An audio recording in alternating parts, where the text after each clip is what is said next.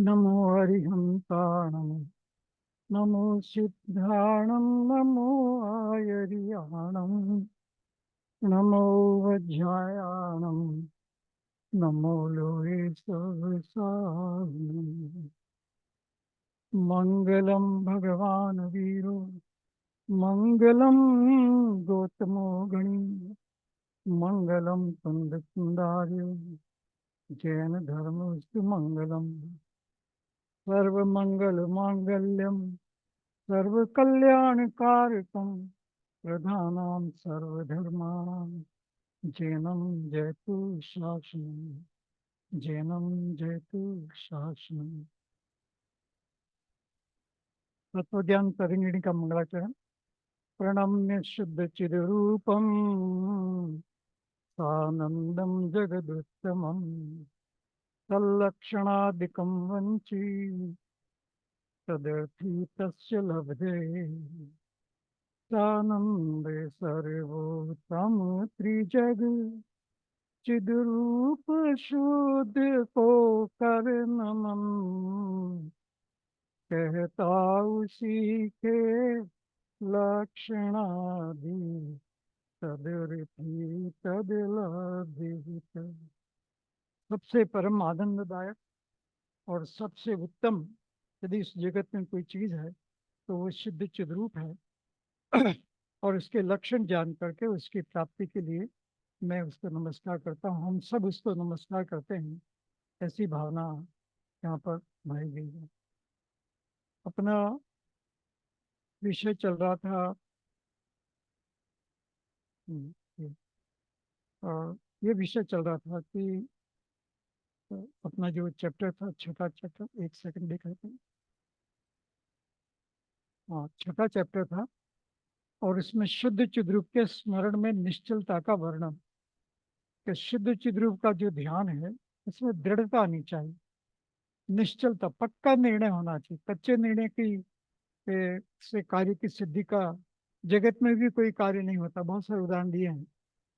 कच्चे निर्णय वाले के जगत में भी कार्य नहीं होते और मोक्ष मार्ग में भी कार्य नहीं होता। इसलिए एक बार तो निर्णय करना पड़ेगा कि मैं शुद्ध चिद्रूप हूँ, और वो निर्णय पक्का होना चाहिए, डबल भी नहीं कि मैं मनुष्य भी हूँ, मैं जैन भी हूँ और मैं शुद्ध चिद्रूप हूँ, ऐसा भी नहीं। मैं शुद्ध चिद्रूप ही हूँ, ऐसा दृढ़ निर्णय जीव को करना चाहिए। ऐसी बात पिछली बार लिया था। और फिर जो सर आवाज नहीं आ रही है पूरी। अभी आ रही है। हाँ, अभी आप बोले वो आ रही है, पहले नहीं आई बिल्कुल भी। अच्छा, नहीं हो सकता है। चलिए। तो इसमें ये कहा है कि स्वपर का भेद विज्ञान करना, ये ऐसी बात कही थी कि शुद्धात्म मतलब दो दृष्टि है, ऐसी मुख्य बात है।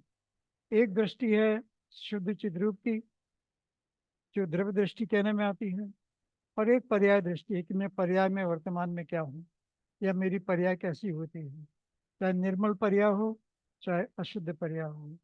तो मेरी दृष्टि अ, मेरी दृष्टि में या अपनी दृष्टि में जब शुद्धात्मा या शुद्ध चिद्रूप आ जाता है तो फिर उसी की दृष्टि रहती है, और फिर उससे दृढ़ हटना नहीं। जरा सा ध्यान भंग हो सकता है लेकिन विश्वास पक्का बना रहना चाहिए, उस तरह की बात है। तो उदाहरण दिए थे कि अ, स्वपर का अ, आपस में विरोध है, और इसलिए शुद्धात्मा की दृष्टि से वास्तव में अपने आत्मा को ही जानता है, और आत्मा में ऐसा जैसे उन्मत्त हो जाता है, मूर्छित हो जाता है, भ्रांत हो जाता है, सो जाता है, आकुलता आदि से रहित हो जाता है, ऐसा जो मस्ती है वो शुद्ध चिद्रूप की मस्ती है। ऐसा दृढ़ निश्चय होना चाहिए। अब आगे कहते हैं कि अब ये शुद्ध चिद्रूप का जो श्रद्धान है वो कितना दृढ़ होना चाहिए, उसको कुछ उदाहरणों से बात को समझाते हैं। ज्यों सती को नितपति बल भद्र को हरि भूपति स्ववत्स धेनु मेघ चातक चक्रवाकों को रवि नित जल चरों को सर मनुज को सुधा सुर को स्वर्ग धर अति रोगियों को वेद्य अति प्रिय, मुझे मनस्त चिद रूप यह। कि जिस प्रकार स्त्रियों को अपना स्वामी प्रसिद्ध है, बलभद्रों को नारायण, दोनों भाइयों का बहुत जबरदस्त जोड़ा होता है, रामचंद्र और लक्ष्मण, और ऐसे ही कृष्ण और बलभद्र, ऐसा जो दो भाई होते हैं नारायण और बलभद्र, उनका आपस में गाढ़ प्रेम होता है, वो उसको कोई तोड़ नहीं सकता। राजाओं को पृथ्वी, राजा हमेशा अधिक से अधिक जमीन पर कब्जा करने की सोचता है, जिससे उसका राज्य का विस्तार हो, तो उसको बहुत ही प्रिय होती है, वो कभी छोड़ता नहीं है। गोवों को बछड़े नहीं, गाय अपने छोटे बच्चे को नहीं छोड़ती है, ताकत हो या न हो शेर से भी लड़ जाती है, ऐसा देखने में आता है। तो गायों को बछड़ों के प्रति बहुत प्रेम होता है। और चकवियों को सूर्य की, चकवा चकवी रात को बिछड़ जाते हैं और जैसे सूर्योदय होता है तुरंत वापस मिल जाते हैं। तो इस तरह से चकवा चकवियों को सूर्य का हमेशा इंतजार रहता है और अति गाढ़ प्रेम होता है। और चातकों को मेघ का जल, चातक पक्षी जो होता है वो मेघ के जल का इंतजार करता रहता है। जलचर आदि जीवों को, तालाब आदि जलचर जीवों को भी पानी इत्यादि चाहिए, तो तालाब हो या समुद्र हो तो वो प्रसन्न रहते हैं। मनुष्यों को अमृत नहीं, मनुष्य चाहता कि कभी मरे नहीं, तो अमृत मिल जाए, मैं सदैव सुखी रहूं, ऐसी चाह बनी रहती है। देवों को स्वर्ग नहीं, स्वर्ग जाना चाहते हैं, मनुष्य भी स्वर्ग जाना चाहते हैं, तो स्वर्ग के प्रति बहुत अगाध प्रेम, आत्मा को भूलने तैयार है लेकिन स्वर्ग को भूलने को तैयार नहीं है। तो देवों को भी स्वर्ग अति प्रिय होता है, छोड़ना पड़ता है तो अच्छे 6 महीने आप सब जानते हैं, अंत में बिलखते हैं, रोते हैं, तो उनको भी स्वर्ग बहुत प्रिय होता है। और रोगियों को वैद्य, डॉक्टर भगवान ऐसा बोलते हैं, आप सब जानते हैं। बीमार व्यक्ति थोड़ा सा भी ठीक हो जाए तो डॉक्टर भगवान ऐसा बोलता है, या डॉक्टर के पास जाता है तो डॉक्टर भगवान ऐसा करके जाता है। इतना पक्का विश्वास होता है कि मैं वहाँ जाऊँगा तो मुझे ठीक हो जाएगा। भगवान जैसे किसी को ठीक भगवान करते नहीं है, लेकिन मान्यता है कि भगवान जैसे किसी को ठीक कर देंगे, वैसे डॉक्टर ही हमारे लिए भगवान के समान है। भगवान हमारी सुन लेगा, कोई सुनता नहीं है लेकिन लोगों की मान्यता है। तो रोगियों को वेद्य अधिक अधिक प्यारा लगता है। उसी प्रकार मुझ चिद्रूप का नाम परम प्रिय मालूम होता है। शुद्ध चिद्रूप का नाम हमें परम प्रिय लगता है, और इसीलिए मेरी ये कामना है कि मेरा प्यारा यह शुद्ध चिद्रूप सदा मेरे हृदय में विराजमान रहे। ऐसे कुछ उदाहरण बताए कि वो अपने जो अ, जिनसे उनको लगाव है, प्रेम है, वो कभी टूटता नहीं है। और इसी तरह से हमारा भी शुद्ध चिद्रूप के प्रति प्यार, प्यारा लिखा है ना, मेरा प्यारा यह शुद्ध चिद्रूप, शुद्ध चिद्रूप के प्रति प्यार जो है वो इतना ही गाढ़ा होना चाहिए, जैसा इन उदाहरणों में बताया। इतनी दृढ़ता जीव के भावों में आनी चाहिए, तो ही वास्तव में शुद्ध चिद्रूप को जानने का कुछ लाभ मिल सकता है। अब आगे कहते हैं, उसी प्रकार की बात है, 2-3 छंदों में उसी प्रकार की बात है। शुद्ध चिद्रूप लीनता के समय मुझ पर किसी भी प्रसंग का कुछ भी प्रभाव नहीं पड़ता। देखिए, जीव की इतनी दृढ़ता हो जाती है कि वो शुद्ध चिद्रूप के ध्यान में इतना मग्न हो जाता है कि उसको बाह्य किसी भी प्रकार की परिस्थिति का प्रभाव नहीं पड़ता, चाहे अनुकूल हो के प्रतिकूल हो, बाहर परिस्थिति में जाता ही नहीं। इसका मतलब ये नहीं कि कभी ज्ञान का विषय नहीं बनेगा, ज्ञान का विषय तो बन सकता है। हमारी इतनी साधना नहीं कि हम घंटों शुद्ध चिद्रूप के लीनता रहे, लेकिन अ, भावना तो ये रहती कि लीन रहे।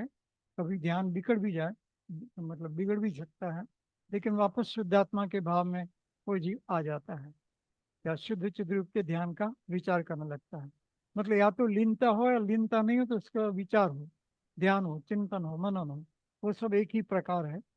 टेक्निकली डिफरेंस है, लेकिन वास्तव में तो इसी शुद्ध आत्मा की शुद्ध चिद्रूप का ही ध्यान है। देखिए आगे क्या कहते हैं, कितना ऊंचा उठा है, देखिए। मैं जब परम ब्रह्म शुद्ध चिद रूप लीन तब कोई नहीं, मेरा बुरा कर सके कोई, शाप वध ताड़न नहीं। वस्तु हरण भेदन व छेदन, रोग आदि हास्य भी, निंदा विपत्ति कष्ट कोई, वज्र अग्नि जल निधि, कीचड़ कुआं वन पर्वत आदि, फेंक कर अपमान भय, पैदा करें पर नहीं कुछ भी, बुरा हो चिन्मय स्वयं। कितनी दृढ़ता का भाव होना चाहिए, इसको फिर कुछ उदाहरणों से समझ में बताया। देखिए, जिस समय मैं शुद्ध चिद्रूप के चिंतन में लीन होता हूँ या अभ्यास करता हूँ, उस समय दुष्ट मनुष्य यदि निरंतर श्राप देवे, कोई दुष्ट मनुष्य आकर के गालियां दे, श्राप दे, तेरा बुला होगा, ऐसा अनेक प्रकार के दुष्ट वचन बोले, देवे, तो दो, ठीक है। और मेरी चीज चुरा ले तो चुरा ले, क्या हो जाने वाला है? श्राप देखो तो श्राप देने से तो कुछ होता नहीं है। कोई हमको गाली दे तो हमारा बुरा हो जाएगा, ऐसा तो कुछ होता नहीं है। इस तरह से श्राप दे तो कुछ हो जाएगा, ऐसा भी कुछ नहीं होता है।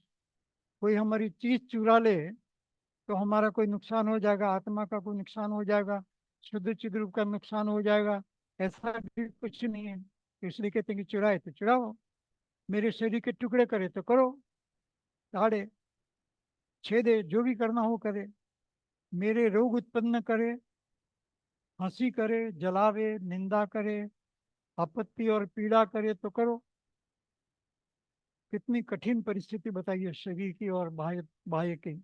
लेकिन ऐसी स्थिति में भी जो शुद्ध चिद्रूप का रसिक है, वो अपने भाव से नहीं दिखता है। सिर पर वज्र डाले, देखे कोई वज्र डाल दे, माथा फोड़ दे, तो डालो। अग्नि, समुद्र, पर्वत, कीचड़, कुआं, वन और पृथ्वी पर फेंके तो फेंको। कोई अग्नि में डाल दे, कोई समुद्र में डाल दे, कोई पर्वत से नीचे गिरा दे, कोई कीचड़ में डाल दे, कुएं में डाल दे, वन में फेंक दे, पृथ्वी पर फेंक दे, तो जो शुद्ध चिद्रूप का रसिक है वो अपने भाव में विचलित नहीं होता है। अपमान और भय करे तो भी करो, वो उससे भयभीत नहीं होता है। मेरा कुछ भी बिगाड़ नहीं हो सकता, अर्थात वे मेरे आत्मा को किसी प्रकार की हानि नहीं पहुंचा सकते। तो ये कुछ भी करें, आत्मा को तो कोई नुकसान होने वाला नहीं है। और शुद्ध चिद्रूप का रसिक है, वो आत्मा का रसिक है, और इसलिए आत्मा के रसिक होने के कारण बाह्य पदार्थों की उनको कोई भी जरा भी चिंता नहीं होती। चाहे किसी प्रकार का उपसर्ग भी क्यों ना आ जाए, शरीर के टुकड़े करके भी कोई फेंक दे, तब भी जीव को उफ तक नहीं होता। ऐसा शुद्ध चिद्रूप के रसिक जीव होते हैं। तो वो हमारे जीवन में हो के न हो, लेकिन पहले श्रद्धांत तो करें। ऐसा कोई होने वाला नहीं है हमारे जीवन में, लेकिन फिर भी हम श्रद्धांत तो पक्का कर सकते हैं। हाँ, गाली गलौज ऐसा तो कोई कर सकता है, निंदा इत्यादि कोई कर सकता है, और फिर कुछ भी हो सकता है। खैर, ये तो संसार अवस्था में कुछ कह नहीं सकते, लेकिन फिर भी भावना इतनी दृढ़ होनी चाहिए कि वो शुद्ध चिद्रूप के भाव से डिगे नहीं। अब इसी को और आगे बोलते हैं। तो आवाज बहुत कम आ रही है, बाकी सबको आ रही है क्या? पता नहीं, देख लीजिए कम आ फिर। रही है, बहुत कम आ रही है, कम आ बहुत रही है कम ना? आ रही है। हाँ, वही। आवाज तेज होनी, सब तेज करिए सब। आवाज तो आ रही है, स्पीकर लगा लो आप। नहीं, कम आ रही है। आवाज आ रही है पर थोड़ी स्लो है, थोड़ी स्लो है।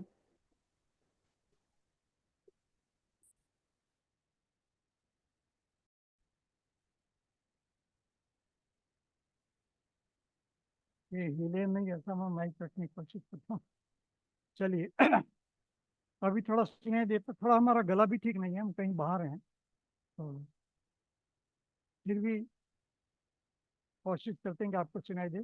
अभी थोड़ा सा बेटर है। नहीं सर, हेलो। कम ही है सर, आपका आवाज तो ठीक है पर वॉल्यूम कम है सर थोड़ा। वॉल्यूम, ये तो मैक्सिमम कर रहे थे।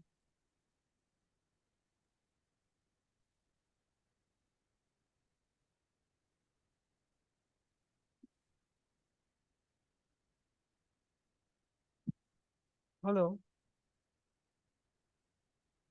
जी सर।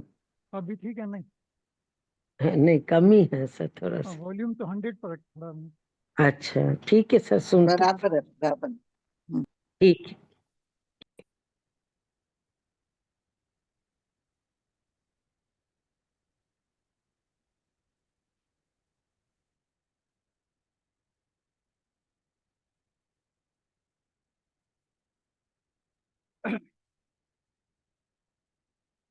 अब कहते हैं कि शुद्ध चिद्रूप का स्मरण निरंतर सतत करते रहो, ये भावना फिर से दोहराते हैं।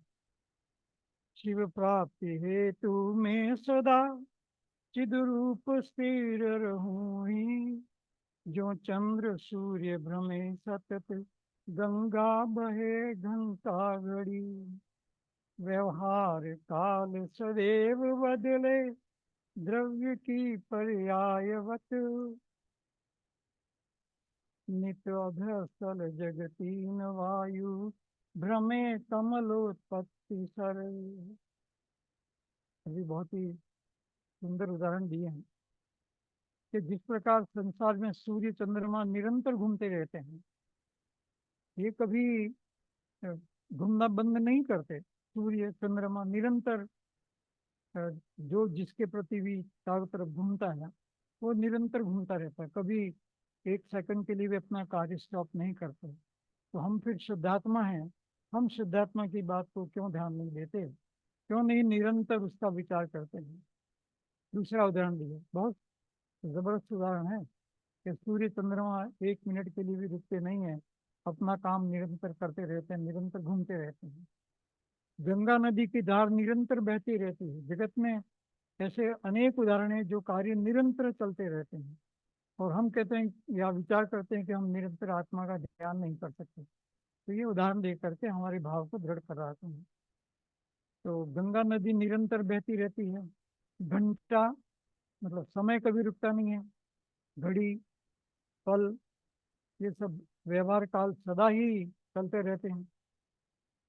मतलब time will never stop even for a second. समय रुकता नहीं है, उसकी धारा प्रवाह से चलता ही रहता है, और सदा हेर फेर होता रहता है, निरंतर बदलता रहता है। समय एक जैसा रहता ही नहीं है।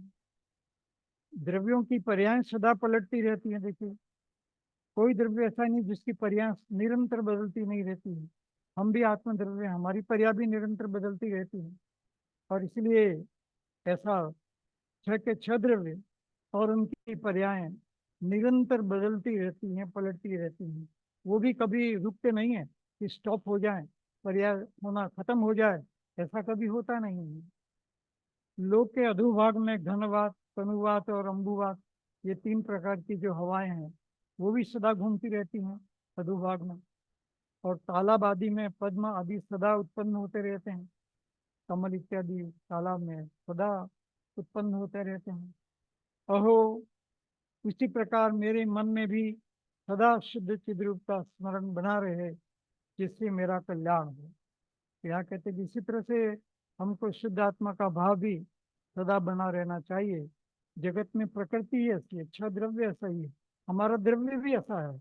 हमने परद्रव्य की रटन लगाना शुरू कर दिया है, इसलिए परद्रव्य की तरफ ध्यान जाता है। यदि हम स्वद्रव्य का लक्ष्य करें तो सद्रव्य का ध्यान भी निरंतर होता रहेगा। सिद्ध भगवान के होता है कि नहीं होता है, अरुण भगवान के होता है, मुनिराजों के भी अपनी अपनी अपेक्षा से होता रहता है। तो इस तरह से अ, हमें अहो मतलब दुख के साथ कहना पड़ता है कि क्यों नहीं, जब शुद्ध आत्मा की इतनी महिमा है तो मेरा मन भी सदा शुद्ध चिद्रूप का स्मरण बना रहे, जिससे मेरा कल्याण हो। ये सब जगत के जीव, सूर्यमा, चंद्रमा, गंगा नदी, घंटा, सब समय, द्रव, पर्याय, हवा, वात, ये सदा अपना अपना काम करते हैं, निरंतर एक पल के लिए भी स्टॉप नहीं होते।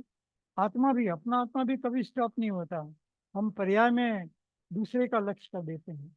आत्मा कभी थकता नहीं है ज्ञान करके, केवल ज्ञान भी हो जाए, तीनों लोगों को जान ले तो भी थकता नहीं है। ये तो शरीर और उसकी कमजोरी के कारण हम अनेक प्रकार के बहाने करते रहते हैं। आत्मा के लिए कोई बहाना नहीं है। आत्मा तो निरंतर ज्ञान का काम कर ही रहा है, without stopping even for a moment. एक क्षण के लिए भी स्टॉप नहीं करता है, निरंतर काम कर रहा है। ज्ञान की ऐसी प्रवृत्ति है, लेकिन उस ज्ञान को हमने स्व आत्मा में न लगा करके पर वस्तु में लगा दिया है, और इसलिए ये बात हमें समझ में नहीं आती है और लगता है कि ये बात बहुत कठिन है। तब इसी भावना को और आगे श्लोक में कहते हैं, मुझे द्रव्य से या भाव से जब तक है तन में स्थिति, मैं शुद्ध चिद रूपी हूँ, यह रहे मन में नित्य। ही बहुत स्ट्रॉन्ग भाव, बहुत ही तीव्र भाव से यहाँ पर बात पूछा करके ग्रंथकार कहते हैं कि मेरी भावना ऐसी ही है कि निरंतर मैं शुद्ध चिद्रूप हूँ। ऐसी बात, शुद्ध चिद्रूप का कमल मेरे हृदय में या मेरे भावों में निरंतर खिलता रहे। मैं सदा शुद्ध चिद्रूप की ओर देखूं और आनंद की प्राप्ति करता रहूं, क्योंकि वही देखेगा तो आनंद होगा। जगत के पर पदार्थों को दिखेगा तो नियम से दुख होगा, और शुद्ध आत्मा को जानेगा तो नियम से आनंद की प्राप्ति होगी। तो आनंद का घर अपना शुद्ध आत्मा ही है, और उसकी तरफ जब जीव दिखेगा तो आनंद की प्राप्ति होगी। अन्यथा संसार में ऐसे ही दुखी जीव घूमता रहेगा। जब तक मैं आत्मा, द्रव्य या भाव किसी रीति से इस शरीर में मौजूद हूँ, तब तक मेरे हृदय कमल में शुद्ध चिद रूपो हम, मैं शुद्ध चित स्वरूप हूँ, ये बात सदा स्थित रहती है। सदा ही ये बात स्थिति में रहनी चाहिए, ऐसा भाव यहाँ पर बताया। फिर से लेते हैं, क्या कहा कि जब तक मैं आत्मा, आत्मद्रव्य है ना, तो आत्मा तो अनादि अनंत है। तो आज तक जो भूल गए वो भूल गए। अब तो हम अपने अनंत वाले स्वरूप को याद करें। तो द्रव्य से याद करो कि मैं शुद्ध आत्मा हूँ, या भाव से याद कीजिए कि मैं शुद्ध आत्मा हूँ। आगे इसी को लेकर अंत में बहुत अच्छा श्लोक लिखा है। किसी भी रीति से इस शरीर में मौजूद हो, हर समय मौजूद है। कभी द्रव्य रूप में है और कभी आगे भाव रूप में भी हो जाता है। द्रव्य रूप में तो सदैव विद्यमान है, वो जानता नहीं है, लेकिन विद्यमान तो द्रव्य रूप में सदैव है। आत्मा का कभी नाश नहीं होता, आत्मा का नाश हो ही नहीं सकता, कोई भी नाश कर ही नहीं सकता। आत्मा तो सदैव, जैसे सूर्य चंद्र का भी नाश होता है, नहीं सूर्य चंद्र आते रहते हैं, पल्लों की आयु होने के बाद, लेकिन आत्मा का तो कभी नाश नहीं होता। ऊपर गा दिया सूर्य चंद्र इत्यादि, तो वो तो बदलते रहते हैं। गंगा नदी भी बदल सकती है, समय का कैलकुलेशन बदलता है, लेकिन समय चलता रहता है। तो लेकिन ये कभी द्रव्य से और कभी भाव से और कभी दोनों से ये जीव इसमें विद्यमान है, याद करके, बाकी तो वो विद्यमान ही है। इसी रीति से इस शरीर में मौजूद हूँ, तब तक मेरे हृदय कमल में शुद्ध चिद्रूपो हम, मैं शुद्ध चिद्रूप हूँ, ये बात सदा स्थित रहे कि मैं तो सदैव आत्मा हूँ।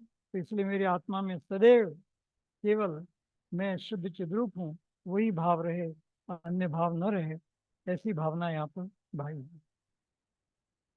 अब अपनी परिणति का फिर उसी बात को दोहराता है।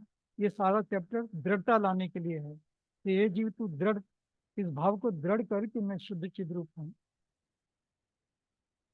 मैं शुद्ध चिद्रूप हूँ सदा, इस ध्यान से कृत्य कृत्यता से लगे तन मन की सब क्रिया में निसारता। ये संसार में सब असार लगना चाहिए। जिसने शुद्ध चिद्रूप का निर्णय किया है उसको फिर संसार की बातों में रस नहीं आता है, और इसीलिए यदि वो नहीं आता है तो वो उसने कृत्य हो गया, मतलब जो कुछ करने लायक है वो सब कर लिया है। और करने लायक क्या है इस जगत में? करने लायक केवल अपने शुद्धात्मा का भाव है। मैं शुद्ध चिद्रूप हूँ, वो भाव ही करने लायक है, अन्य भाव करने लायक नहीं है। ऐसा इस ग्रंथ का बहुत ही दृढ़ता पूर्वक इस वस्तु का प्रतिपादन इसमें किया गया है। मैं कृतकृत्य हो चुका हूँ। देखिए, मैंने शुद्धात्मा के शुद्ध चिद्रूप के उपदेश को प्राप्त कर लिया या समझ लिया, या मुझे पकड़ में आ गई ये बात, यही सत्य है, तो बस मैं कृतकृत्य हो गया, मैं धन्य हो गया। इससे मुझे कुछ और चीज नहीं चाहिए, बस यही तो चाहे था, यही तो चाहिए था, यही तो करने योग्य है। और जो करने योग्य है वो कर लिया, इसलिए मुझे अन्य की आवश्यकता नहीं है। ऐसा यहाँ पर कहा, मैं कृतकृत्य हो चुका हूँ। संसार में मुझे करने के लिए कुछ भी काम बाकी नहीं रहा। देखिए, इस संसार में परिभ्रमण करते करते इस जीव को बड़ी मुश्किल से इस भव में शुद्ध चिद्रूप का उपदेश मिला है। तो जीव, हर जीव को अपने आप को कृतकृत्य मानना चाहिए, धन्य मानना चाहिए कि ऐसा उपदेश मिल गया। और खाली मिल गया ऐसा नहीं, मिल करके उसी का निरंतर ध्यान, चिंतन, मनन उसी का करे, तो जीव वास्तव में धन्य हो गया। कृतकृत्य हो गया। क्यों हो गया? आगे कहते हैं, क्योंकि मैं शुद्ध चिद्रूप के चिंतन में दत्त चित्त हूँ। देखिए, पूरा मन उसमें लगा रहा हूँ, पूरा मेरा जो प्रयत्न है वो सारा उसी में जा रहा है, और इसीलिए मैं उसमें कटिबद्ध हूँ, दत्त हूँ, लगा हुआ हूँ, वही काम करता हूँ। इसलिए मन, वचन और शरीर की अन्य समस्त क्रियाएं मुझे अत्यंत निस्सार मालूम पड़ती हैं, उनमें कोई सार दृष्टि गोचर नहीं होता। तो इस तरह से मन, वचन और काय से कोई अन्य वस्तु मुझे अंदर से अच्छी लगती ही नहीं। जब से शुद्ध चेतन स्वरूप का विचार मेरी समझ में आया है, तब से ग्रंथकार भी कहते हैं और हमको भी ऐसा भाव करना चाहिए कि संसार की अन्य कोई वस्तु हमें अच्छी लगती ही नहीं है, वो सब निस्सार लगती हैं, उसमें कोई सार दिखाई नहीं देता है। ऐसा जब भाव होगा तो जीव की जो भावना है वो भी दृढ़ हो जाएगी। आगे फिर कहते हैं उसी देश को, इसे ही प्रति समय नमन करने का कारण। कहते हैं मैं प्रति समय शुद्धात्मा को ही नमस्कार करता हूँ। भगवान को नमस्कार करते हुए भी मैं अपने शुद्धात्मा के ही स्वरूप को नमस्कार करता हूँ। पंच नमस्कार मंत्र बोलते समय भी वो अपने शुद्धात्मा को ही नमस्कार करता है। कुछ भी करे, हर समय प्रतिक्रमण सामायिक सब में वो अपने शुद्धात्मा 24 तीर्थंकरों के स्मरण में भी अपने ही शुद्ध चिद्रूप को स्मरण करता है, उसी को नमन करता है, अन्य किसी को नमन नहीं करता है। दूसरा तो व्यवहार से, इस शुद्ध चिद्रूप से अधिक कोई कहीं कुछ भी नहीं, यो मान प्रतिक्षण नमन करता अनंतों नित उसे ही। कि मैं शुद्ध चिद्रूप हूँ ऐसा जान करके मैं और किसी को नमन नहीं करता, प्रतिक्षण अपने अपने भाव में झुक जाता हूँ और अनंत बार ऐसा करता रहता हूँ। अर्थ देखिए, किसी काल और देश में शुद्ध चिद्रूप से बढ़कर कोई भी पदार्थ उत्तम नहीं है। किसी भी देश में और किसी भी काल में, दोनों बात बता दिए कि कोई यहाँ नहीं तो विदेश क्षेत्र में काम हो जाएगा। नो, जो यहाँ काम नहीं कर सकता वो विदेश क्षेत्र में क्या करेगा? कि नहीं वहाँ पर तीर्थकर मिल जाएंगे तो मेरा काम कैसे हो जाएगा? जहाँ यहाँ छोटा ध्यान भी नहीं कर सकता तो वहाँ तो बहुत बड़ा ध्यान करना पड़ेगा, वो तो कैसे कर पाएगा? तो इसलिए से चाहे चौथा काल हो, पांचवा काल हो, उसमें भी ऐसा ही है। अभी कैसा भी काल हो, यदि अपनी योग्यता के अनुसार कार्य नहीं कर पाता है तो काल तो उसको काम नहीं करा देगा। कार्य तो योग्यता से होता है, और योग्यता को विकसित करना, योग्यता को बढ़ाना, वही वास्तव में मोक्ष मार्ग है, अन्य कोई मोक्ष मार्ग नहीं है। इसीलिए मुझे पूर्ण निश्चय है, मेरा पूरा निश्चय है कि इससे बढ़कर के कोई भी पदार्थ उत्तम नहीं है, किसी भी देश में और किसी भी काल में। तो मैं फिर क्यों काल की चिंता करूं? मैं फिर क्यों देश की भावना करूं? मैं तो जिस देश या जिस क्षेत्र में या जिस काल में मैं हूं, चाहे पंचम काल हो, कैसा भी काल हो, उस काल में भी मैं शुद्ध चिद्रूप का ध्यान करके अपने आप को कृत्य मान सकता हूँ और मोक्ष मार्ग में आगे बढ़ सकता हूँ। तो इसलिए प्रति समय अनंत बार नमस्कार करता है। देखिए, एक बार नहीं, एक समय में अनंत बार अनंत सिद्ध परमात्मा को याद करके, आत्मा की अनंत शक्ति को याद करके, एक ही नमस्कार में अनंत नमस्कार ये जीव अपने शुद्ध पारिणामिक भाव को या शुद्ध चेतन स्वरूप को या चिद्रूपो हम उस स्वरूप का स्मरण करता है अनंत बार, अनंत बार, अनंत बार। एक दो बार, चार बार नहीं, थकने की बात नहीं है। अनंत काल तक ये चलता ही रहता है। सिद्ध भगवान करते हैं ना, और दूसरे भी करते हैं। तो इस तरह से ऐसा भाव जीव में होना चाहिए, तो जीव आगे बढ़ जाता है।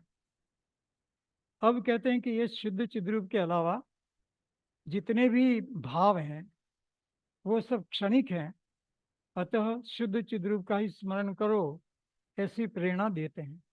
और कोई भाव काम का नहीं है, क्योंकि वो क्षणिक है, चले जाने वाले हैं।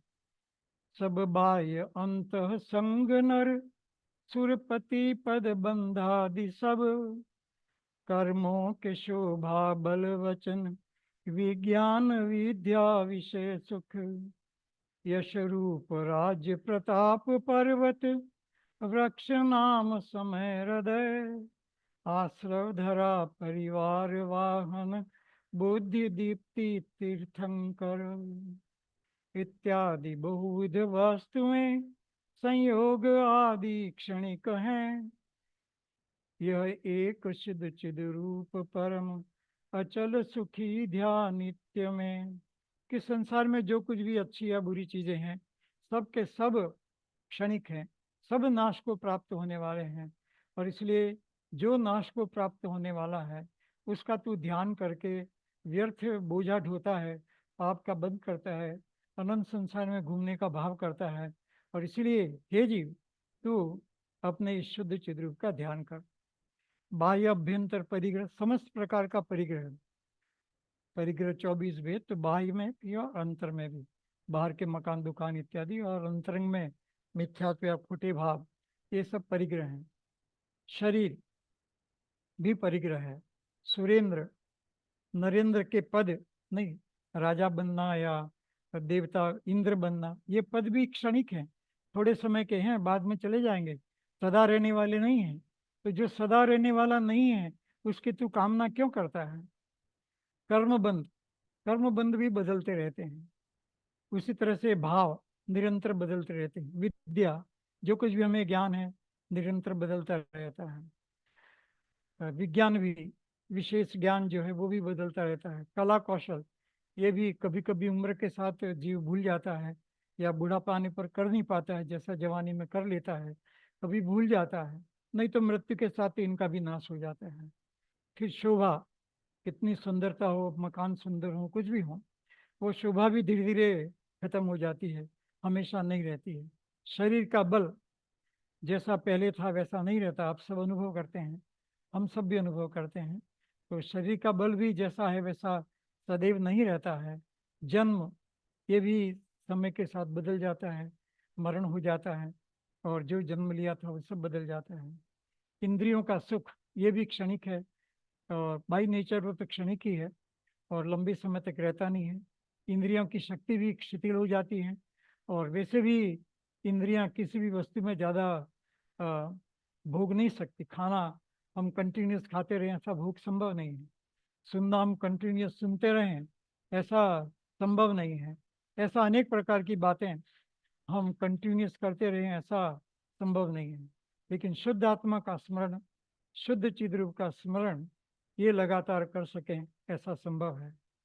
तो कला कौशल, शोभा, बल, जन्म, इंद्रियों का सुख, कीर्ति, किसी की प्रतिष्ठा थोड़े समय बहुत रहती है, किसी कारण से फिर प्रतिष्ठा डाउन हो जाती है, तो उस कर्म का उदय है। रूप, ऐसे ही रूप भी बदलता रहता है। प्रताप, जो जो प्रभाव है लोगों पर, वो प्रभाव भी हर समय एक जैसा नहीं रहता है। राज्य, पर्वत, नाम, वृक्ष, काल, ये सब के सब चीज क्षणिक हैं, बदलते हैं। पर्वत भी बदल जाते हैं, नाम भी बदल जाते हैं, पेड़ बदल जाते हैं, काल बदल जाता है, आश्रम बदल जाते हैं, पृथ्वी, परिवार, वाणी, मन, वाणी का ओजस्व भी उम्र के साथ चला जाता है। ऐसा बहुत सारी बातें हैं। वाहन, वो भी सदैव साथ में नहीं रहते हैं, वही का वही नहीं रहते हैं। बुद्धि, वो भी सदैव एक जैसी नहीं रहती है।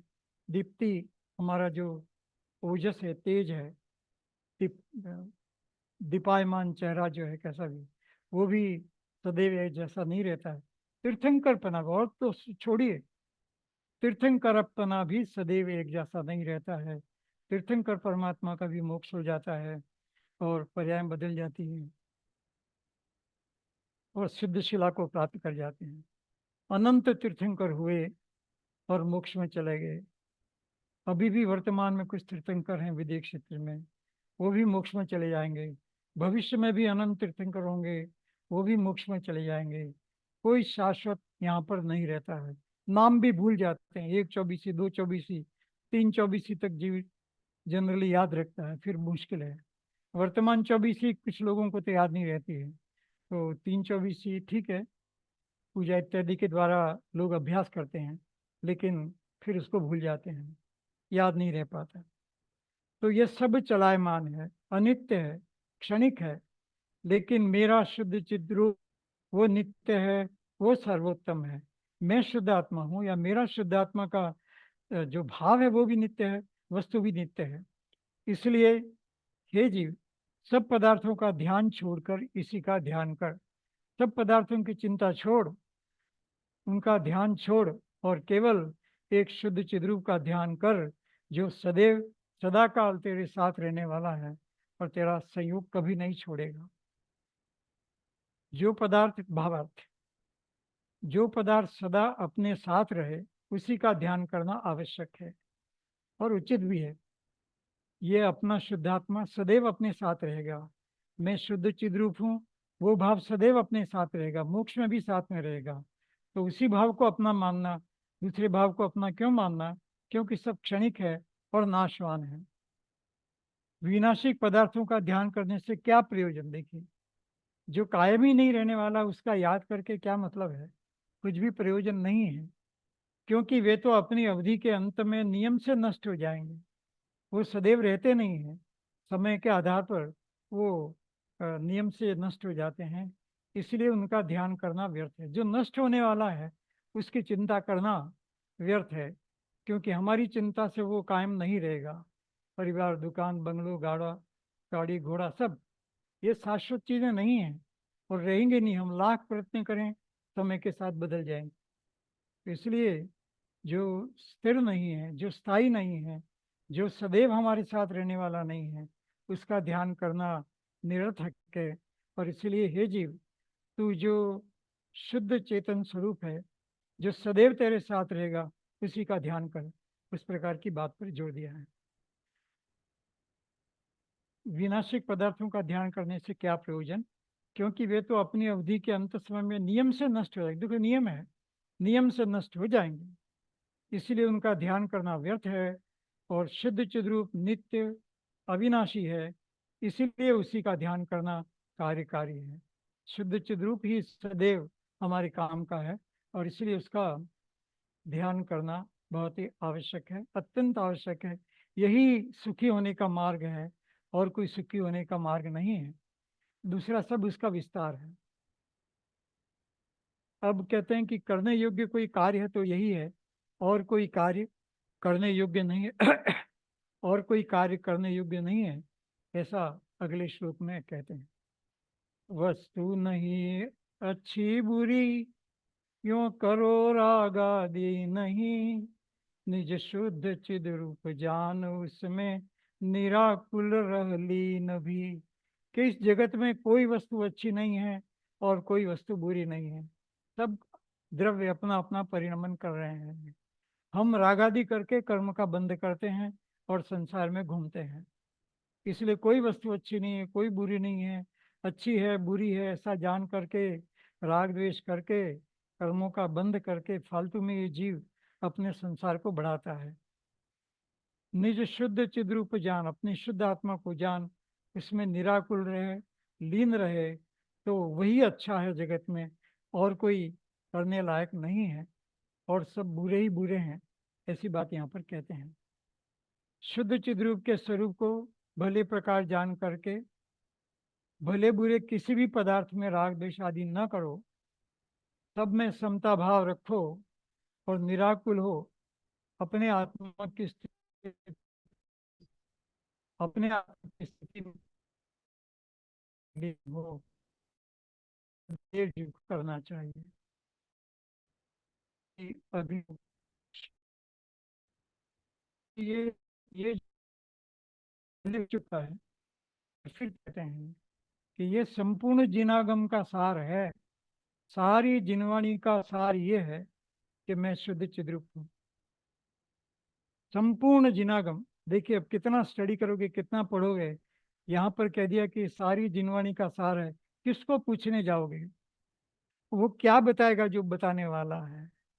जब ये सारी जिनवाणी का सार ऐसा बता दिया, तो इसलिए इस सार रूप यही बात है, ऐसा जान करके हे जीव तो उसमें लीन हो, उसमें रुचि रख, ऐसी उसमें दृढ़ता रख, ऐसी बात इसमें कहते हैं। मैं शुद्ध चिद रूपी अतः यह देख हूँ नित ही सुखी, यह जिनागम का सार हो भव नाशयः हित शिवमयी, कि मैं शुद्ध चिद्रूप हूँ, मैं शुद्ध चिद्रूप हूँ, यह देख करके तू नित्य सुखी हो। शुद्धात्मा की तरफ देख और बहुत प्रसन्न हो। हे जीव, तू अपने को शुद्धात्मा ही देख और प्रसन्न रहे, सुखी रहे। क्यों? क्योंकि ये सारी जिनागम का सार है। भव का नाश होगा और जीव को मोक्ष की प्राप्ति होगी। मैं शुद्ध चिद्रूप हूँ, इसीलिए मैं उसको देखता हूँ, नहीं तो क्यों देखूं? और उसी से मुझे सुख मिलता है, इसीलिए मैं उसकी तरफ देखता हूँ। जैन शास्त्र का भी यही निचोड़ है, सारी जिनवाणी का, सारी द्वादशांग वाणी का निचोड़ यही है कि मैं शुद्ध चिद्रूप हूँ, मैं चेतना स्वरूप हूँ। उसमें भी यही बात बताई, सारी जिनवाणी में यही बात बताई है, कहीं ज्यादा कहीं कम, लेकिन यही बात बताई गई है। शुद्ध चिद्रूप के ध्यान से संसार का नाश और हितकारी मोक्ष की प्राप्ति होती है। जो भी शुद्ध चिद्रूप का इस प्रकार से ध्यान करता है, विचार अनेक प्रकार से हम सबको ग्रंथकार समझाते हैं कि तू इसी का ध्यान कर, इसी का विचार और मनन कर, संसार का भी नाश होगा और मोक्ष की प्राप्ति होगी। अभी स्वस्थ की परिभाषा देते हैं, यदि तू शुद्ध चिद्रूप का ध्यान नहीं करता है तो तू बीमार है, और तू शुद्ध चिद्रूप का ध्यान करता है तो तू स्वस्थ है। बीमारी से तो आत्मा तो सदैव स्वस्थ है, आत्मा कभी बीमार नहीं होता। शरीर में बीमारी ऐसा दिखाई देता है, वो शरीर का धर्म है, शरीर में उसके कारण से होता रहता है। तो ऐसा जान करके जो जीव शुद्धात्मा का स्मरण मनन चिंतन करता है, फिर होता है, वही स्वस्थ है। हेल्दी आत्मा वही है जो अपनी शुद्धात्मा का ध्यान करे। बाकी सब रोगी हैं, क्योंकि अपनी शुद्ध आत्मा का ध्यान नहीं करते, शुद्ध चिद्रूप का ध्यान नहीं करते, उसमें विश्वास नहीं रखते, और इसलिए वो आ, बीमारी है, ऐसा यहाँ पर कहा है।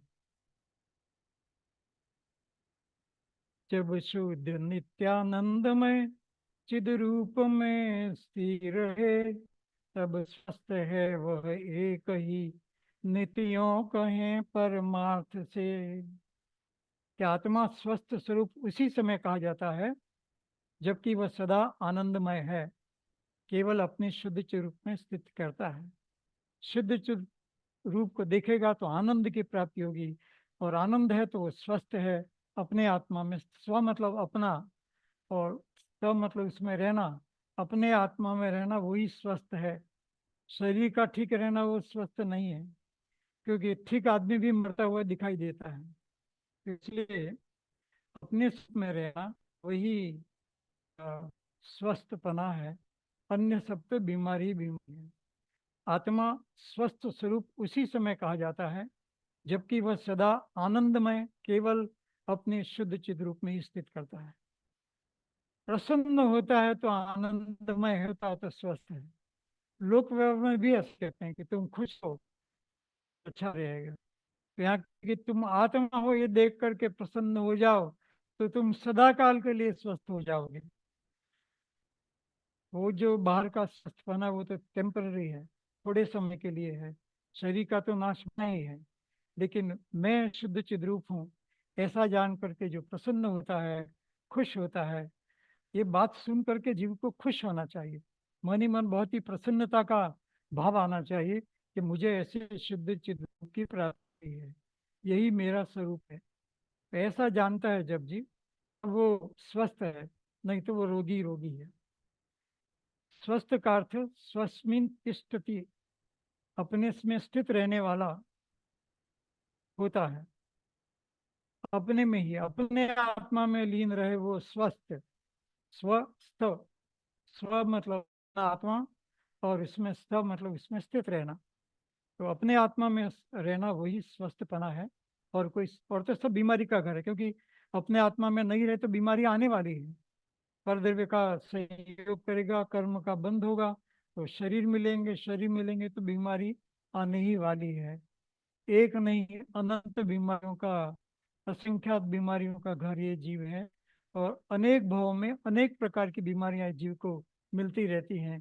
तो किस किस बीमारी का ट्रीटमेंट करेगा, किस किस बीमार की दवाइयाँ लेगा, कितने डॉक्टर के पास जाएगा, तो कुछ भी कर, मरण तो अवश्यंभावी है। और इसलिए बेटर है हम स्वस्थ शुद्ध आत्मा जो है उसका ध्यान दें, उसका प्यार करें और इस तरह से मोक्ष मार्ग में आगे बढ़ें। नहीं तो दुख दुख ही जीव को भुगतना है, कहीं सुख मिलने वाला नहीं है। इसलिए सदा आनंदमय केवल शुद्ध चिद रूप में स्थित रहना ही स्वस्थपना है। किंतु स्वर्ग देवेंद्र आदि पद्यों में विद्यमान आत्मा को स्वस्थ नहीं कह सकते। देखिए, चलो मनुष्य में तो बीमारियां, स्वर्ग में तो बीमारियां नहीं होती, कहाँ नहीं होती हैं, तो वो भी स्वस्थ हैं क्या? कि नहीं, वो दुखी हैं लोभ के कारण या अन्य देवों का वैभव देख करके दुखी हैं, या मरण के बाद ये जो स्वर्ग का वैभव है वो चला जाएगा ये जान करके बहुत दुखी हैं। इसलिए उनको भी स्वस्थ नहीं कह सकते। मनुष्य तो स्वर्ग स्वस्थ है ही नहीं, और जो देव इत्यादि हैं, देव इत्यादि जो हैं उनको हम बीमारियां नहीं होती, लेकिन वो भी स्वस्थ नहीं है, राग द्वेष से पीड़ित हैं, दुखी रहते हैं। कुछ दुख नहीं हो, भले बाह्य वैभव का भोग करते हैं, लेकिन इस बात का दुख तो निरंतर बना रहता है कि मरण अवश्य होगा और ये जो स्वर्ग का वैभव है वो मुझसे छूट जाएगा। तो चाहे स्वर्ग हो, मनुष्य भोग में हो, जो बाहर का वैभव है वो तो छूटना ही है। तो फिर हे जीव, तो क्यों उसमें रस लेकर के अपने जन्म जन्मांतर को बिगाड़ता रहता है? क्यों नहीं अपने शुद्ध चित्त स्वरूप का ध्यान करता है? ऐसी बात यहाँ पर कही गई है। अभी अपनी ठिकाना बताते हैं। भू पर अचल मेरु सुन, निज शुद्ध चिन्मय में अचल, जब तक न छूटे तन रहे, परिणति मेरी सुनिश्चित। कि ऐसी दृढ़ प्रतिज्ञा करनी चाहिए कि मरण तक जैसे मैं शुद्ध चिद्रूप के भाव में दृढ़ता से रहूंगा, जैसे पर्वत अचल रहते हैं उनको कोई गिराता नहीं, सुमेरु पर्वत इत्यादि को कोई हिला नहीं सकता, ऐसा ही मैं अपने शुद्ध चिद्रूप के भाव में हिलता नहीं, या मुझे कोई हिला नहीं सकता। ऐसे ही मन ही मन दृढ़ प्रतिज्ञा करनी चाहिए। लोग क्रोध में दृढ़ हो जाते हैं, मायाचारी में दृढ़ हो जाते हैं, हिंसा इत्यादि करने में दृढ़ हो जाते हैं कि नहीं नहीं इसको तो मैं छोड़ नहीं सकता। कुछ लोग कहते हैं मैं आलू प्याज तो छोड़ नहीं सकता, ये तो जीवन है, तो वहाँ दृढ़ रहते हैं।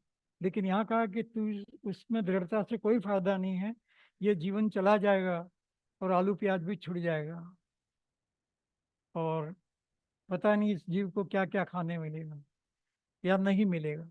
इसलिए यहाँ कहते हैं कि हे जीव, तू अपने भाव को दृढ़ कर, मेरु पर्वत की तरह इस भाव को दृढ़ कर कि मैं एक शुद्ध आत्मा हूँ, शुद्ध चेतन रूप हूँ। और इस तरह से यदि तू भाव करेगा, उसका विचार करेगा, तो निश्चित ही स्वस्थपने की प्राप्ति होगी, सिद्धपने की प्राप्ति होगी। जिस प्रकार पृथ्वी पर मेरु पर्वत निश्चल रूप से गड़ा खड़ा है या गड़ा हुआ है, जरा भी उसे कोई हिला चला नहीं सकता, उसी प्रकार मेरी ये कामना है कि जब तक इस शरीर का संबंध नहीं छूटता तब तक इसी आत्मिक शुद्ध चिद्रूप में मेरा भी परिणाम निश्चल रूप से स्थित रहे, जरा भी इधर उधर न भटके। वो भक्तामर इत्यादि में मेरु पर्वत चलायमान ऐसी सारी बात आती है, तो वो भी वैसा ही है कि भगवान के प्रति भक्ति, मैं शुद्ध आत्मा हूँ, ऐसा भाव इतना दृढ़ हो जाए कि प्रलय काल आ जाए, आंधी आ जाए, शेर खान, ऐसे अनेक प्रकार के भय, 7 प्रकार के भय या 8 प्रकार के भय भक्तामृत स्तोत्र में भी बताए। वहां पर भी उसी तरह की बात है कि तुम अपने भाव को दृढ़ रखो कि मैं शुद्ध आत्मा हूँ, जरा भी इधर तो उधर वैसा मत वो भटको। समाधि मरण में वो यही तो होता होगा, चित रूप में ही आते होंगे वो, जब लोमड़ी उनके बिल्कुल शरीर सही को बोल रहे खाती हैं। है, सिर पे हाँ सिगड़ी हाँ जलाते बिल्कुल, हैं तो समाधि मरण इसी का नाम है। हाँ हाँ बिल्कुल सही बोल हाँ, रहे हैं आप, समाधि मरण इसी का नाम है। वो दूसरी बातें न करके मैं शुद्ध चिद्रूप हूँ इसमें रहे, हाँ उसी में रहे वो, मतलब उसी में रहे, और वो भाव दृढ़ रहे, जैसा हाँ इसमें बताया गया, दृढ़ रहे पर्वत की तरह। लेकिन होता क्या कि वो तो काव्य है, उसमें कई तरह के उदाहरण हैं, तो हम उदाहरण में फंस जाते हैं और मूल बात छूट जाती है। तो इसलिए हाँ वो आपकी बात बिल्कुल सही है। कोई भी जिनवाणी समाज मरण सभी कहते हैं कि हे जीव तू अपनी शुद्धात्मा के भाव में स्थिर रहे। हम उस भाव में स्थिर नहीं रह पाते हैं और दूसरी दूसरी बातें करने लगते हैं। हम भी जाकर कई पाठ पढ़ाने लग जाते हैं, गाने लग जाते हैं। अरे उस बेचारे जीव को शुद्धात्मा का ज्ञान कराइए। वो भक्ति राग सुन करके तो राग होगा, उसका कल्याण उतना नहीं होगा। ठीक है, दूसरी बातों से वो बातें सुन रहा है तो थोड़ा सा बेटर है, लेकिन नहीं। तो उसको तो मैं शुद्धात्मा हूँ, मेरे को खाली शुद्ध चिद्रूपो हम, वो घूंट घूंट करके पिलाने की जरूरत है मृत्यु के निकट समय में। वो पांचों पांडवों बिल्कुल में सही कहा आपने। 2 रह गए और 3 चले गए, फिर चिद्रूप में आ गए। तो हाँ, राइट पांचों राइट, पांडव। बिल्कुल ऐसा। हाँ हाँ, बिल्कुल सही, ऐसा ही रहता है। वो भाव में दृढ़ता नहीं कर पाए तो अ, अ, हाँ, ऊंचे स्वर्गों में चले गए लेकिन मोक्ष नहीं मिला। हाँ, अगले भाव में मोक्ष में जाएंगे। चलिए, तो अभी आगे बहुत अच्छी बात कही है। जो 8वीं भू में सुशुभ सिद्धि शिला मुझ परिणति, निज शुद्ध चिद रूप में रहे निश्चल सुथिर संतुष्ट भी। देखिए, ग्रंथकार को कई उपमाएं मिली, कई उदाहरण दिए, लेकिन अब ऐसा उदाहरण दिया कि जिसके आगे कोई उदाहरण बाकी रहता नहीं है। ग्रंथकार कहते हैं कि सिद्ध शिला सदा से वैसी की वैसी अडिग अचल है। सिद्ध शिला कभी घूमती नहीं, कभी भूचाल नहीं आता, कभी भूकंप नहीं होता, कभी टूटती नहीं, शाश्वत वैसी की वैसी रहती है। अपने भाव में निश्चल दृढ़ता पूर्वक वैसी की वैसी है सदाकाल। तो यदि सिद्धशिला में जाना है तो ऐसा भाव कर, क्योंकि ऐसा भाव करने से सिद्धशिला की प्राप्ति होती है। तो ऐसा भाव कर कि मैं भी अपने भाव में दृढ़ हूँ, मैं शुद्ध चैतन्य स्वरूप हूँ, उस भाव में दृढ़ रहे। सिद्धशिला स्फटिक मणि की और ऐसा बहुत सारी बातें कहने में आती है। ऐसा हमारा आत्मा भी वैसा है, स्फटिक मणि जैसा है, शुद्ध चिद्रूप है। शुद्ध है तो कर्म का कोई मेल नहीं है, और चिद्रूप है, चेतना स्वरूप है बस। तो कहते हैं कि बहुत अच्छा उदाहरण, इतना बढ़िया उदाहरण बहुत कम मिलता है। जो 8वीं भू में सुशुभ सिद्धिशिला मुझ परिणति, निज शुद्ध चिद रूप में रहे निश्चल सुथिर संतुष्ट भी। कि जिस प्रकार 8वीं पृथ्वी मोक्ष में अत्यंत शुभ सिद्धशिला निश्चल रूप से विराजमान है, कभी हटती नहीं, कभी डूलती नहीं, कभी भूकंप नहीं आता, कभी गंदी नहीं होती, कभी बस जैसी है स्फटिक शिला की वैसी बनी रहती है। और वहां पर आत्मा भी वैसा ही स्फटिक मणि की तरह वहां पर स्थिर हो जाता है। मणि नहीं है आत्मा, आत्मा मणि जैसा है। मणि के जिस भी मोक्ष में अत्यंत शुभ सिद्ध शिला निश्चित रूप में वैसे ही विराजमान हो जाए, निश्चल रूप से विराजमान हो जाए, इस प्रकार मेरी परिणति भी इस शुद्ध चिद रूप में निश्चल रूप से स्थित रहे, ऐसी भावना कही है। बहुत ही सुंदर भावना। मेरा ख्याल है इसी से समाप्त करते हैं आज। हम बाहर भी है, थोड़ा सा अनकंफर्टेबल भी है। तो अष्टम विदा पाने को कर्म ही 8 पूजा में भी ऐसे ही इसलिए सहज शुद्ध स्वाभाविकता से मैं अपनी सहज शुद्ध स्वाभाविक परिणति में रहूं, ही मेरी भावना है, ऐसे यहाँ पर बात कही है। और इसीलिए सब ऐसे ही अब अष्टम पृथ्वी की भांति, शिला की भांति निरंतर अपने स्वरूप में स्पष्ट शुद्ध होकर के ध्यान करें, शुद्ध स्वरूप का ध्यान करें, अनंत काल तक करते रहें, अनंत काल सुखी रहें, ऐसी भावना से आज की बात यहाँ पर समाप्त करते हैं।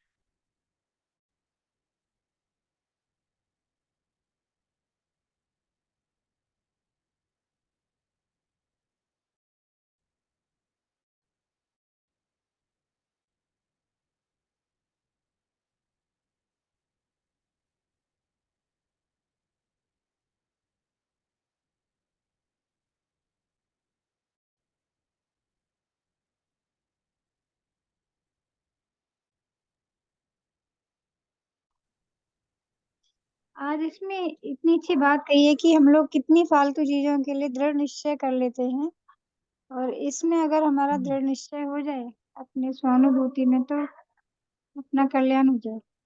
आप बराबर सही बात है आपकी। आत्मा में निश्चय नहीं कर रखा, वैसे हम बहुत दृढ़ निश्चय कर लेते हैं व्रत में, तप में, और भी। कोई किसी का मर्डर करता है, जैसे इंदौर के मर्डर की नहीं हुई, तो इसमें भी दृढ़ता है, निश्चलता है, और निश्चलता के साथ जीव ऐसा करता है। हम्म, तो इसलिए संसार के काम में भी दृढ़ प्रतिज्ञा लेकर परीक्षा देना इत्यादि बनाना, बाहर जाना, प्रतिज्ञाबद्ध होता है।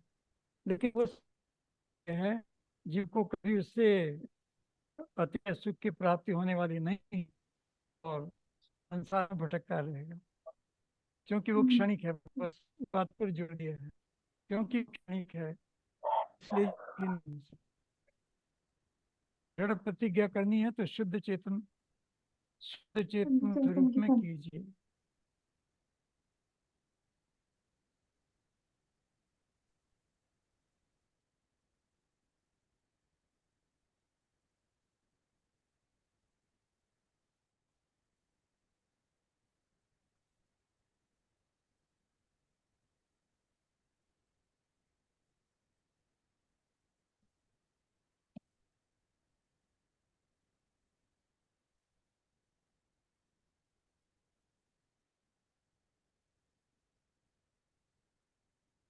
कहाँ चले गए?